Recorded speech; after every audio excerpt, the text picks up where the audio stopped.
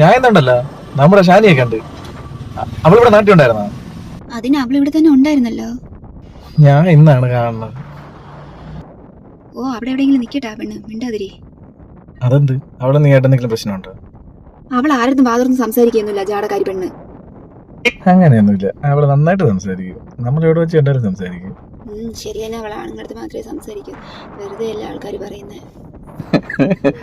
അല്ല ഉണ്ടല്ലേ, കൊള്ളാല്ല നീ. അല്ല, സ്വാതന്ത്ര്യദിനമായിട്ട് ഇന്ന് സ്റ്റാറ്റസ് ഒന്നും കണ്ടില്ല, എന്ത് പറ്റി?